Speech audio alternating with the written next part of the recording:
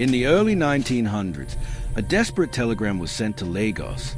The whole country is in a state of rebellion. This was not exaggeration. Warning.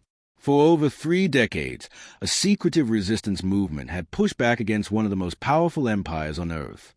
This was not a short uprising. This was a 31-year war, and history would call it the Ekumeku movement.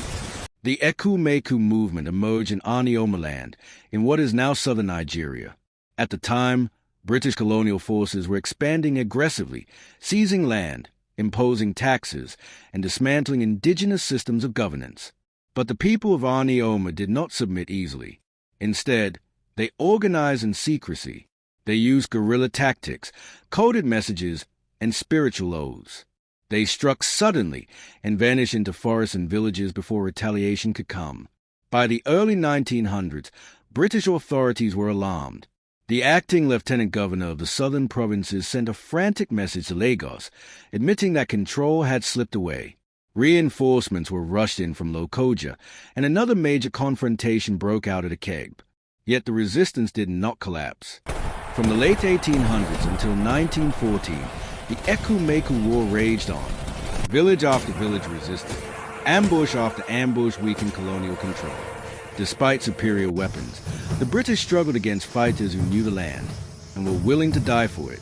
Among the legendary figures remembered in Anioma history are Dunku Isis of Onicha-Olona, Mubuzo Ayogolo of Ogwashi-Uku, Ugbo Obi of Akamazi, Agbambu Oshu of Ibusa, the Idabo of Issele-Uku, Oche Agaze of Onicha-Olona, Abuzu of Idumujuna, Idegu Otukpark of Issele-Uku. These men became symbols of resistance, names passed down through generations. In 1914, the Ekumeku movement was finally crushed.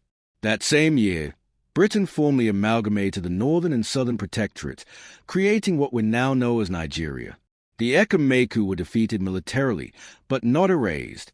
Their defiance echoed beyond Nigeria, inspiring later African resistance movements, including the Mau Mau uprising in Kenya.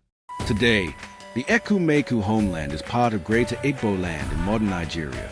Yet their story is rarely taught, rarely spoken about.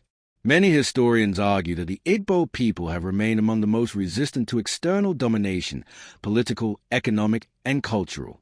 Some believe these long-standing tensions played a role in later conflicts, including the tragic Nigerian Civil War, 1967 to 1970, when the Igbo attempted to break away as Biafra, a war that ended with massive loss of life.